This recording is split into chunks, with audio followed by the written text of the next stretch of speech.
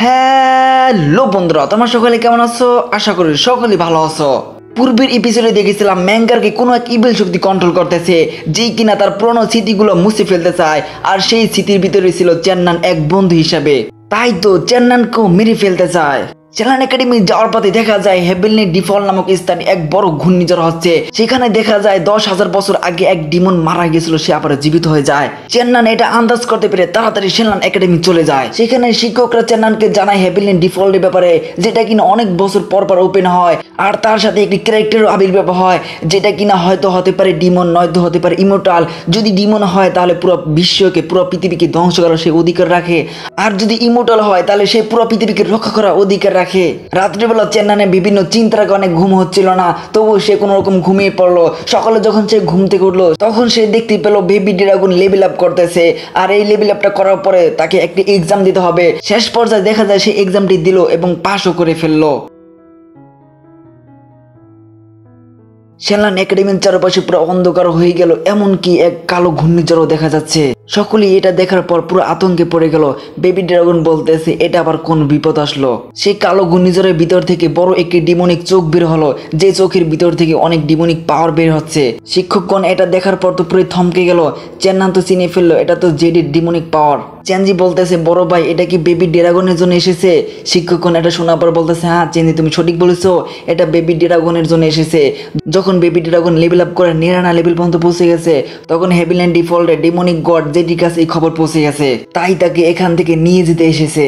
চেন্নান baby ড্রাগনের কাছে গিয়ে বলতেছে এটা তোমাকে নিয়ে যেতে এসেছে, তাই তোমার উপর অ্যাটাক করতে পারে, তুমি রেডি হয়ে যাও, তোমার শক্তিগুলো রিভাইস করে নাও, কেননা তোমাকেও তার সাথে ফাইট করতে হবে। তখনই আসমান থেকে বেবি ড্রাগনের দিকে খুবই দ্রুত একটি অ্যাটাক আসতেছিল। এটা দেখে বেবি ড্রাগন একটি অ্যাটাক করলো তার দিকে। দুটি অ্যাটাক একসাথে সংঘর্ষ হওয়ার পরে কিছুটা পাওয়ার চারদিকে ছড়িয়ে পড়লো। কিন্তু দুঃখজনক কথা হলো এটাই, বেবি ড্রাগন কিছুটা কমজোর পড়ে গেল এবং সেই অ্যাটাকটি বেবি ড্রাগনের গায়ে গিয়ে হিট হলো, যে কারণে বেবি ড্রাগন এতটাই দুর্বল হয়ে গেল যে তার ফাইট ব্যাক করা কোনো শক্তি রইল না। চেন্নান এটা দেখার পর তো কোনো রকম সহ্য করতে পারতেছে না। সে বলতেছে এক্সামটি দেওয়ার কারণে তার শক্তির অনেকটা কমে গেছে, তাই আমাদের কি এখন কিছুটা করতে হবে। কিন্তু শিক্ষক তাকে আটকিয়ে ফেলে এবং বলে তুমি সামনে যেও না, কেন তুমি জেডিকে চেনো না, জেডি একটা ডিমনিক গড, তো আমরা হয়েছে একটা সাধারণ মানুষ, তো আমরা তার মোকাবেলা কিছুই করতে পারবো না। যদি তুমি তার মোকাবেলা করতে যাও তাহলে তুমি জান নিয়ে আর ফিরে আসতে পারবে না, এমনকি আমরাও যদি তার মোকাবেলা করতে যাই তাহলে আমরাও আর জান নিয়ে ফিরে আসতে পারবো না। সে অনেকটা শক্তিশালী, ভালো তো এটার মধ্যেই হবে তুমি যদি এখানে চুপ করে দাঁড়িয়ে থাকো। আসমান থেকে বেবি ড্রাগনের উপর প্রেসার অ্যাটাক হচ্ছে, আর এই অ্যাটাকটা এতটাই শক্তিশালী ছিল যে বেবি ড্রাগন কষ্টে চিল্লানো শুরু করে দিল। আর এই সিনগুলো চেন্নানের সামনেই হচ্ছে, কিন্তু চেন্নান কিছুই করতে পারতেছে না, কেননা তার কিছুই করার ছিল না। আর এটা ভেবেই চেন্নানের অনেক কষ্ট হচ্ছে। বেবি ড্রাগন সে প্রেসার অ্যাটাক থেকে উঠতে চায় কিন্তু পারতেছে না।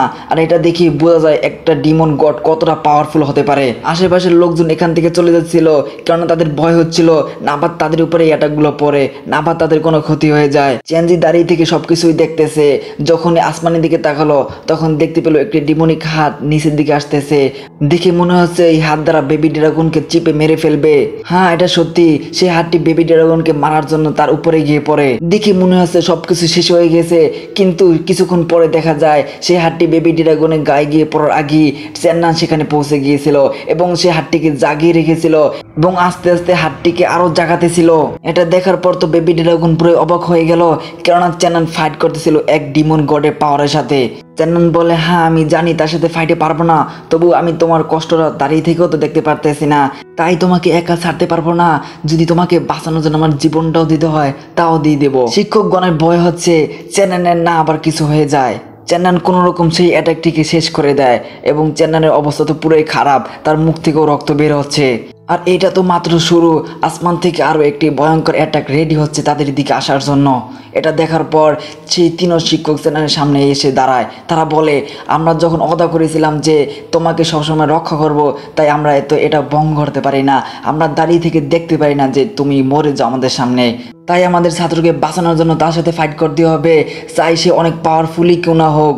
এক শিক্ষক আরেক শিক্ষককে বলতেছে, ওল্ড ম্যান ইয়ান, আমি তো জানতাম না তুমি এতটাও দয়ালু যে তুমি তোমার ছাত্রকে বাঁচানোর জন্য তোমার জীবনটাকেও রিস্কে ফেলতে পারো। ওল্ড ম্যান শিক্ষক বলতেছে, দেখো এই ডিমন গড অনেক পাওয়ারফুল, তাই আমাদেরকে কথা বলে সময় নষ্ট করাটা ঠিক হবে না, আমাদেরকে মিলে একসাথে ফাইট করতে হবে। ডিমন গড আসমান থেকে বলতেছে, আমার অ্যাটাকের সামনে কেউ আসার সাহস করেও না, কেননা তাহলে তোমরা মরে যাবে। চেন্নান এই ডিমন গডের পাওয়ার দেখে কিছুটা অনুভব করতে পারে 10,000 বছর আগে এরকমটাই কিছু একটা হয়েছিল, যার কারণে তারা সকলে মারা গিয়েছিল। এক শিক্ষক বলতেছে, তাড়াতাড়ি রেডি হয় না, কেননা অ্যাটাকটি এখনই চলে আসবে। আর এই অ্যাটাকটি আগের অ্যাটাকের তুলনায় দ্বিগুণ নয়, পুরো 4 গুণ বেশি শক্তিশালী। অ্যাটাকটি তাদের দিকে আসতেছিল। এটা দেখার পর শিক্ষকগণ তাদের চারপাশে তাদের শক্তি দিয়ে একটি শক্তিশালী ব্যারিয়ার তৈরি করে। যখনই অ্যাটাকটি তাদের ব্যারিয়ারের সাথে সংঘর্ষ হয়, তখন চারপাশে এই শক্তির কারণে কিছুটা ভাঙচুর দেখা যাচ্ছে। শিক্ষকগণ অনেক কষ্টে এই অ্যাটাকটি থেকে বাঁচার জন্য ব্যারিয়ারটিকে কোনোরকম আগলে রেখেছিল, কিন্তু অন্যদিকে ছিল তো ডিমন গড, যেটি তার সাথে কি পারা সম্ভব, তাই তো তাদেরকে কিছুটা দুর্বল দেখা যাচ্ছিল। তাদের মুখ থেকে রক্ত বাইরে হচ্ছে, এমনকি কিছুক্ষণের মধ্যে তাদের যে ব্যারিয়ারটা ছিল তাও ভেঙে চুরে চুরমার হয়ে যায় এবং তারা কিছুটা দূর গিয়ে পড়ে এবং সরাসরি সেই অ্যাটাকটি এসে পড়ে চেন্নানের উপর। চেন্নানও তো বেশিক্ষণ টিকতে পারবে না, কেননা সেও তো অনেকটা দুর্বল। বেবি ড্রাগন দেখতেছে তার সামনে তার বন্ধু দুর্বল হয়ে পড়তেছে না, বরং তার সামনেই মরতেছে। চেন্নান ভাবে সেই খতরনাক পাওয়ারের কথা, যে খতরনাক পাওয়ার অ্যাক্টিভ করার কারণে চেনজিকে বাঁচাতে পেরেছিল, আর এই খতরনাক পাওয়ারটি আবার সে অ্যাক্টিভ করতে চায়, কেননা সে এই বেবি ড্রাগনকেও বাঁচাতে চায়। তাই সে তার খতরনাক পাওয়ার অ্যাক্টিভ করার জন্য তার কাল্টিভেশন রিভার্স করা শুরু করলো। তখন তার ভিতর সেই ডিমনিক পাওয়ার আবার অ্যাক্টিভ হওয়া শুরু করলো। তার ভিতরে এসে গেল সেই ডিমনিক পাওয়ার, যা ছিল খুবই খতরনাক পাওয়ার, যা এবার পরিপূর্ণ অ্যাক্টিভ করলে সে মরে তো যাবে দূরের কথা, তাকে কেউ খুঁজেও পাবে না। বেবি ড্রাগন তো নিরুপায় হয়ে তার বন্ধুর কাণ্ড কারখানাগুলো দেখতেছে, আর সে এটাও জানে চেন্নান যদি এটা পুরোপুরি অ্যাক্টিভ করে তাহলে সে কোনো রকম বাঁচতে পারবে না। চেন্নান ভাবে, আমার বাবা বলেছিল আমার সামনে যতই পাওয়ারফুল কোনো বান্ধ হোক না কেন, আমি এই পাওয়ারটা যদি অ্যাক্টিভ করি তাহলে আমার সামনে সে কোনোভাবে টিকতে পারবে না। যদিও বা তার লাইফ এনার্জি শেষ হয়ে যাবে, তবুও এই ড্রাগনকে বাঁচানোর জন্য তাকে এটা করতেই হবে। এটা দেখার পর শিক্ষকগণ বলতে আছে, চেন্নান তোমাকে থামতে হবে, তুমি আর সামনে বাড়িও না, তুমি এই পাওয়ার অ্যাক্টিভ করিও না, কেননা এটা করার কারণে তুমি মারা যাবা। এটা দেখার পর চেনজিও বলতেছে, বড় ভাই একটু থামো আর পাওয়ার অ্যাক্টিভ করো না, কিন্তু চেন্নান তো কারো কথাই শুনতেছে না। সে তো তার কাল্টিভেশন রিভার্স করতেছিল এবং তার পাওয়ারগুলো আরো খতরনাকভাবে অ্যাক্টিভ করতেছিল, এমনকি ডিমন গডের অ্যাটাককেও আস্তে আস্তে সরিয়ে দিচ্ছিল। কিন্তু বেশিক্ষণ থাকতে পারলো না, কারণ এক ধামাকা ব্লাস্টের কারণে চেন্নান কিছুটা পিছনে সরে যায় এবং তার সামনে এসে পড়ে বেবি ড্রাগন সেই অ্যাটাকের মোকাবেলা করার জন্য। চেন্নান সমস্ত কাল্টিভেশন রিভার্স করতে পারেনি, এই জন্য তার জানটা বেঁচে যায় এবং সে গিয়ে জমিনের উপর পড়ে। জান না গেলেও সে অনেকটা দুর্বল হয়ে পড়ে এবং তার সারা গায়ে ছিল অনেক জখম। যখন তার চোখ খুললো তখন সে দেখতে পায় বেবি ড্রাগন জমিনে পড়ে আছে এবং তার পাশে বসে চেনজি কান্না করতেছে। এটা দেখার পর চেন্নান কোনো রকম দাঁড়িয়ে ভাবতেছে, আমি তাকে বাঁচানোর জন্য এত কিছুই করলাম, তবুও তাকে বাঁচাতে পারলাম না। তারপর সে আস্তে আস্তে সামনে এগোতেছে এবং বলতেছে, না এটা কোনোভাবে হতে পারে না, না এটা কোনোভাবে হতে পারে না, না সে কখনো আমাকে ছেড়ে যেতে পারে না। যদিও বা চেন্নান বেবি ড্রাগনের সাথে বেশি একটা সময় দেয়নি, তবুও সেই বেবি ড্রাগনের স্মৃতিগুলো ভোলা যায় না, ভোলা অসম্ভব। মনে পড়তেছে বেবি ড্রাগনের সাথে কাটানো সেই সুন্দর মুহূর্তগুলোর। সেখানে উলঙ্কও দেখা যায় সে সামনের দিকে আসতেছে চেন্নানের দিকে, কিন্তু তার সাথে তাকে সামনের দিকে আসতে দিচ্ছে না। চেন্নান ড্রাগনের কাছে গিয়ে বলতেছে, তুমি শ্বাস নিতে থাকো, তোমার কিচ্ছু হবে না, আমি তোমার জন্য মেডিসিন নিয়ে আসতেছি, তোমার কিচ্ছু হতে দেব না, তোমার জন্য আমি রোজ কি আমি হাজার হাজার তোমার জন্য রোজ খাওয়াতে পারবো, শুধু একটা কথাই বলবো, আমাদেরকে ছেড়ে তুমি যেও না। বেবি ড্রাগন বলতেছে, আমার কিছুই হয়নি, আমি ঠিক আছি, আমার তো অনেক রোজ খাইতে মনে চাইতেছে, তুমি কি আমাকে অনেক রোজ খাওয়াতে পারবে? এটা বলার কিছুক্ষণ পরে বেবি ড্রাগন সেখানেই মারা যায়। এটা দেখার পর সেই ডিমন গডও সেখান থেকে চলে যায়, কেননা সে তো তার কাজ করে ফেলেছে। চেন্নান তো কান্না করতেছে আর ভাবতেছে যে আমার বন্ধুকে কেন মারা হলো, আমার বন্ধুর সাথে এটা কেন হলো, বেবি ড্রাগন এটা কিভাবে পারলো যে আমাদেরকে ছেড়ে চলে গেল। পাশে বসা চেনজিও অনেক কান্না করতেছে। কিছুক্ষণ পর দেখা যায় বেবি ড্রাগনের শরীর আস্তে আস্তে অদৃশ্য হয়ে যাচ্ছে, আস্তে আস্তে গায়েব হয়ে যাচ্ছে।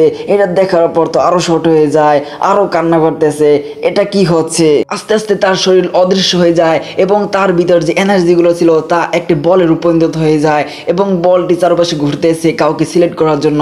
অবশেষে চেনজির হাতকে সিলেক্ট করে নেয় এবং চেনজির হাতে একটি ট্যাটু হয়ে যায়, আর এই ট্যাটুটি হলো একটি প্রোটেকশন, অর্থাৎ চেনজি হলো এই পৃথিবীর ভিতরে এখন সব থেকে উন্নত মানের প্রোটেকশনওয়ালা মেয়ে, অর্থাৎ তাকে কেউ আঘাত করতে পারবে না। তাকে আঘাত করতে গেলে এই প্রোটেকশনটা অন হয়ে যাবে এবং তাকে বাঁচিয়ে নেবে। শিক্ষকগণ বলতেছে চ্যানজি অনেক ভাগ্যবান যে একটা হোলি ড্রাগনের সে প্রোটেকশন পেয়েছে। আর একটি ভালো কথা হলো এই যে চ্যানজি যখন অনেকটা শক্তিশালী হয়ে উঠবে তখন তার হাতের এই প্রোটেকশনের মাধ্যমে আমরা আবার বেবি ড্রাগনকে দেখতে পাবো, আবার সে ফিরে আসবে। এই কথা শোনার পর চেন্নান কিছুটা শান্ত হলো, মনে কিছুটা শান্তি পেল। চ্যানজিকে বলছে তোমাকে অনেক অনেক ধন্যবাদ বেবি ড্রাগনকে বাঁচানোর জন্য। চ্যানজি অনেকটা খুশি, সেও বলতেছে আজকে থেকে আমার সাথী সবসময় থাকবে বেবি ড্রাগন। চেন্নান ভাবতেছে এখানে যা কিছু হয়েছে এবং বলতেছে যদি ডিমন গড যেটি এতটাই পাওয়ারফুল হয় তাহলে যারা তার খোঁজে যাইবে তারা তো আর জিন্দা এদিকে আসতে পারবে না। যদি পার্সেন্টেজ হিসাব করি তাহলে শুধু 1% চান্স আছে ফিরে আসার জন্য, কিন্তু আমাকে তো হেভেনলি ডিফল্ট যেতেই হবে, কারণ আমারও জানতে হবে 10,000 বছর আগে কি হয়েছিল এবং আমাকে আবার নতুন করে জন্মগ্রহণ কেন দেওয়া হলো। তবে চিন্তা তো আমার একটাই হচ্ছে, আমার যদি কিছু হয়ে যায় তাহলে চ্যানজিকে কে রক্ষা করবে, চ্যানজিকে কে দেখবে। এক শিক্ষক বলতেছে তোমার কি আমাদের উপর বিশ্বাস হয় না? আমরা 3 জন শিক্ষক তোমার চ্যানজির উপর খেয়াল রাখবো, তোমার চ্যানজির দেখাশোনা করব। এক স্টুডেন্ট এসে বলতেছে সকল মাস্টারগণ এসে এখানে হাজির হয়েছে। এটা শোনার পর তো চেন্নান অনেক খুশি, কারণ তারা এটার অপেক্ষায় ছিল কখন তারা আসবে। তারপর আমাদেরকে দেখানো হয় বাইরের সিন, যেখানে চেন্নান এবং সকলে দাঁড়িয়ে ছিল। সামনের দিক থেকে বিউটিফুল এন্ট্রি নিল একটি মেয়ে, তার হাতে ছিল একটি স্টিক। সকলে এটা দেখে পুরো অবাক, তার এন্ট্রিটা ছিল খুবই দারুণ, সকলেই সুনাম করতেছিল। মেয়েটি নিচে এসে শিক্ষকগণদেরকে খুবই রেসপেক্ট দিল এবং বলল আমার নাম হলো এলেজ, আমি হলাম ম্যাজিক একাডেমি থেকে। চেন্নান তার দিকে অবাক হয়ে তাকিয়েছে, কেননা তাকে দেখেছিল অনেক ছোট, এখন সে অনেক বড় হয়েছে এবং সে 4 লেভেলের ম্যাজিশিয়ানও হয়ে গেছে। তারপর দেখা যায় বড় একটি ড্রাগনের মাধ্যমে সেখানে এন্ট্রি নেয় 2টা লোক, তার ভিতর ছিল একটি ছেলে একটি মেয়ে। ছেলেটি বলতেছে তুমি তো সেই চেন্নান যে কিনা পুরো পপুলার হয়ে গেছো, পুরো ভাইরাল হয়ে গেছো, ভেবেছিলাম তুমি অনেকটা কিউট হবে, কিন্তু তুমি আমার টাইপের না, আমার তোমাকে কোনোভাবে পছন্দ হয়নি। এটা দেখে বোঝা যায় যে সে মেয়েদের থেকে ছেলেদের প্রতি কিছুটা দুর্বল। চেন্নান বলে তোমার মধ্যে কি আছে? প্রশ্ন উত্তর দেওয়ার জন্য পিছন থেকে মেয়েটি সামনে এসে বলে আমার নাম হলো লিসা, আমরা এসেছি গড অফ ওয়ার একাডেমি থেকে, আর এটা হলো আমার ভাই, এর নাম হলো থন, আর এর ক্যারেক্টারে কিছুটা সমস্যা আছে, তুমি এটা দেখেই বুঝতে পারতেছো। আর কিছু বলার আগে চেন্নানের পিছনে পৌঁছে যায় আরেকটি নতুন ক্যারেক্টার, যেই কিনা এসে বলতেছে চেন্নান তুমি তো অনেকটা পপুলার হয়ে গেছো, তোমার সাথে আমি আগে কখনো মিলিনি, তোমাকে আগে কখনো দেখিনি, তো আমি এখন পরীক্ষা করতে চাই যে তুমি কতটা পাওয়ারফুল। এটা বলে চেন্নানের উপর একটি অ্যাটাক করে দেয়। চেন্নান তো পুরাই অবাক, সে কখন আসলো এবং কখন অ্যাটাক করে দিল। চেন্নান তার তলোয়ারটি বের করে তার অ্যাটাকটি ডস করে তার তলোয়ারটি তার সিনার ভিতরে ঢুকিয়ে দেয়। অতঃপর দেখা যায় এটা তো ছিল একটা ইলুইজেন, সেই লোকটি আবারও অ্যাটাক করতে আসে। এবার চেন্নান তার তলোয়ার দিয়ে তার গলায় পয়েন্ট করে ফেলে এবং সেই লোকটিও চেন্নানকে পয়েন্ট করে ফেলে। এটা দেখেই বোঝা যায় তাদের পাওয়ার ভিতর কেউ কারো থেকে কম নয়। অতঃপর সেই লোকটি তার নাম বলে, তার নাম কেরালা। লিজা বলতেছে তোমার বিষয়ে আমি যা শুনেছি হয়তো সেই কথাগুলো সত্যি হবে, তোমার রিয়াকশন তো খুবই ফাস্ট, আমিও চাই তোমার সাথে ফাইট করে তোমার পরীক্ষা নিতে। এলেস তার উপর তলোয়ার ধরে বলতেছে আমি এখানে প্রথম এসেছি, তাই হক প্রথম আমার, আমি তার সাথে আগে ফাইট করব। চেন্নান বলতেছে দেখো আমাদের গোল হলো হেভিলি ডিফল্ট, তো সেখানে যাওয়ার আগে যদি আমার সাথে ফাইট করতেই মনে চায় তাহলে তোমরা সকলে একসাথে আসো, সময় কেন নষ্ট করতেছো, আমি তোমাদের সকলের সাথে একসাথেই ফাইট করব। তখন তারা সকলেই ফাইট করার জন্য রেডি হচ্ছিল। একজনে স্টিক বাইট করলো, একজনে তলোয়ার বাইট করলো, একজনে তার হাতে আগুন বাইট করলো।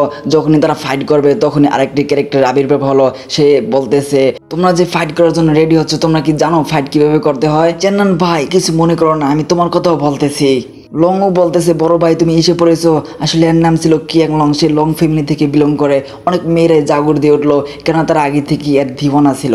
কিয়াং লং সকলের মাঝে এন্ট্রি নেয় এবং সর্বপ্রথম লংউর সাথে দেখা করতে যায় এবং বলে দেখো লংউ, আমি আগের থেকে কতটা হ্যান্ডসাম হয়ে গেছি। চেন্নান কিয়াং লং এর কাছে যায়, কারণ তাদের ভিতর অনেক আগে থেকে অনেকটা ভালো বন্ধুত্ব ছিল। চেন্নান ভাবে কিয়াং লং এর পাওয়ার তো অনেকটা বেড়ে গেছে, এমনকি আমি যে তারুণের সাথে ফাইট করেছিলাম সেই তারুণের লেভেল এবং কিয়াং লং এর লেভেল পুরোই সেম। লংও বলতেছে ভাই তোমাকে কতদিন দেখি নাই, তুমি কতদিন পরে আসলা। চেন্নান তাদের দুজনের সম্পর্ক দেখে কিছুটা আজীব ফিল করতেছে। কিয়াং লং বলতেছে কি ভাবতেছো, আমার সাথে ফাইট করবে? এটা কখনো ভেবো না, কারণ তুমি আমার সাথে পারবে না। চেন্নান দোস্ত শুনেছি কিছুদিন আগে তুমি একটা ঝামেলা পড়েছিলে, সেখান থেকে খুব কষ্টে ফিরে এসেছো। আমাদের লং ফ্যামিলির সাথে তোমার তো কোনো ঝামেলা নাই, তাই তোমার সাথে বন্ধুত্ব করাই যায়, তুমি যদি রাজি থাকো তাহলে আমরা তোমার বন্ধু হতে পারি। পিছন থেকে একটা আওয়াজ আসতেছে যে বলতেছে একটা হত্যাকারীর সাথে বন্ধুত্ব করতেছো। এই কথাটা আসলে বলেছিল ম্যাঙ্গার। ম্যাঙ্গার সামনে আসতেছে এবং বলতেছে কিয়াংলং, তোমার কারোর সাথে বন্ধুত্ব করতে হলে ভেবেচিন্তে করতে হবে, কেননা লং ফ্যামিলি কোনো হত্যাকারীকে বন্ধু বানায় না। চেনান ভাবতেছে ম্যাঙ্গার এখানেও এসে আমার বিরুদ্ধে কথা বলতেছে, আসলে ম্যাঙ্গারে হলোটা কি। ম্যাঙ্গারের সাথে ছিল লিঙ্গুইন নামে একটি ছেলে। লিঙ্গুইনকে দেখে থন বলতেছে, ভাই তুমি কোথায় ছিলে, আমি তোমার অপেক্ষায় তো ছিলাম। থন যখনই তার কাছে যাচ্ছিল তখন লিঙ্গুইন ডাক দিয়ে বলতেছে, লিসা তোমার ভাইকে আটকাও, আমি কতবার বলেছি আমি ওরকম ছেলে না। থন বলতেছে, দেখো আমি তোমাকে এই সুযোগ দিচ্ছি, এই সুযোগটাকে তুমি হাতছাড়া করো না, তুমি আমার সাথে মিলে যাও। চেনান সামনে বাড়তেছে এবং বলতেছে, দেখো ম্যাঙ্গার, তোমার হয়তো কোথাও ভুল হয়েছে, তুমি আমার বিরুদ্ধে হয়তো কোনো একটা খারাপ কিছু শুনেছো, তোমার কাছে আমি কিছু প্রশ্ন করতে চাই। এটা বলে যখন সামনে বাড়তেছিল তখন ম্যাঙ্গার এমন এক পাওয়ার অ্যাক্টিভ করলো, যে পাওয়ারের কারণে চেন্নানের ভিতরে ম্যাঙ্গারের প্রতি রাগ জন্মাচ্ছে, যে কারণে চেন্নান সামনে গিয়ে অনেক রাগের মাথায় বলতেছে, তুমি আমাকে কেন সেদিন মারতে চেয়েছিলে, আমি কি দোষ করেছিলাম। ম্যাঙ্গার বলতেছে, তুমি কোন সব কথা বলতেছো, তোমার সাথে দেখাইতে হলো অনেক সময় পরে, তুমি কি পাগল হয়ে গেছো নাকি, আর এখন তোমার সাথে কথা বলতে মনে চায় না, কেননা তুমি এক হত্যাকারী। লিগুন বলতেছে, চেন্নান তুমি ম্যাঙ্গারের থেকে কিছুটা দূরেই থাকো, তোমার হয়তো কোনো একটা ভুল হচ্ছে।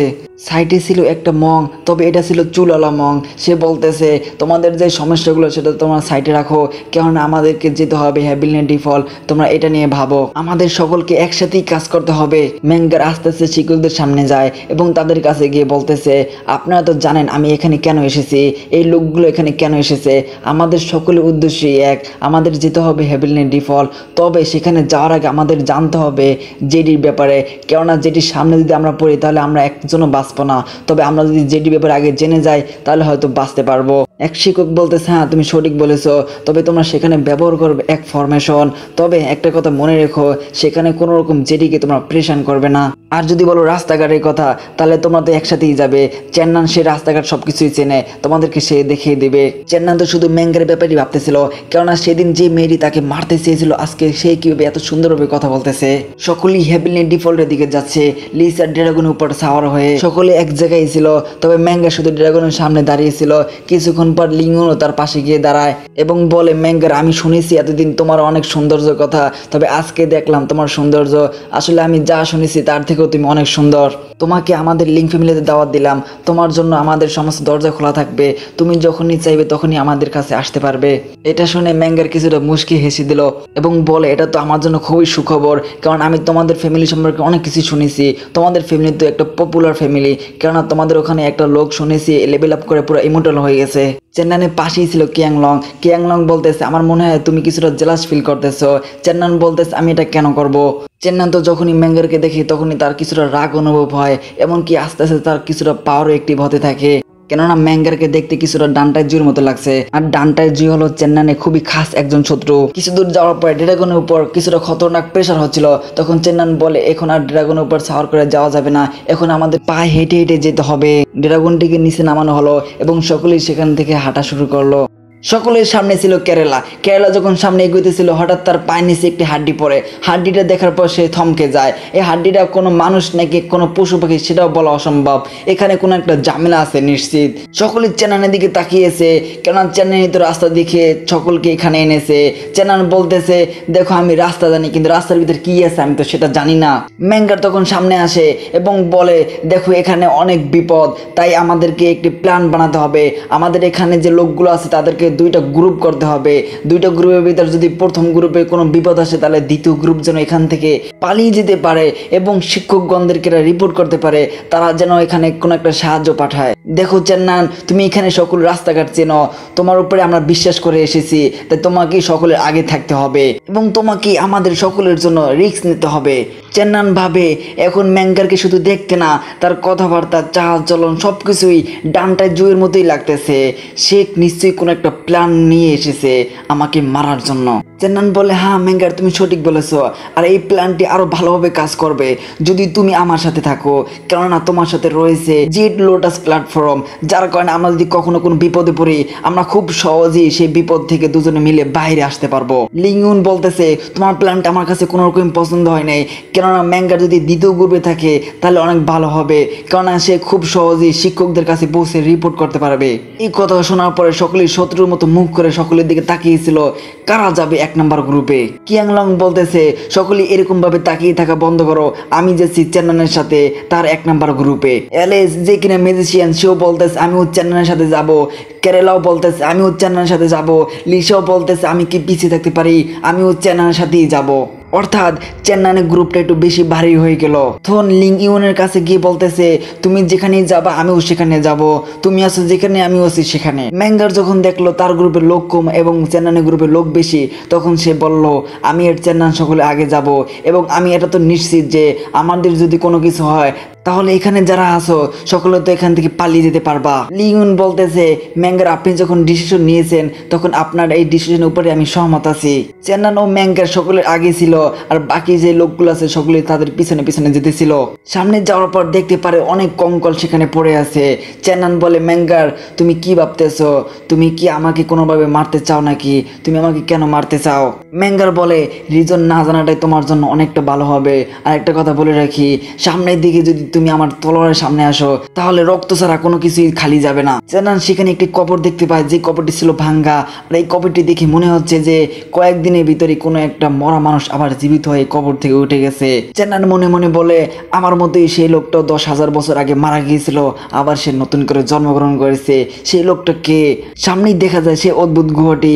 ম্যাঙ্গার ও চেন্নান সেই গুহার ভিতর যাওয়ার জন্য রেডি হয়ে যায়। ম্যাঙ্গার তার সেফটির জন্য জেট লোটাস প্ল্যাটফর্ম বাইর করে, কিন্তু তখনই ওখানে যতগুলো লোক ছিল সকলকে ভিতরে নিয়ে যায়। সামনে এপিসোডটি যদি দেখতে চাও বা আমার এক্সপিরিয়েন্স যদি তোমার কাছে ভালো লাগে তাহলে সাবস্ক্রাইব করে অল বাটনে ক্লিক করে রাখো। তো বন্ধুরা তোমরা এপিসোডটি দেখার পর সুন্দর একটি কমেন্ট করে যাও তোমরা কি এরকম এপিসোড চাও যে আমি সম্পূর্ণ এক্সপ্লেন করি, কোনো ঘটনা স্কিপ না করি।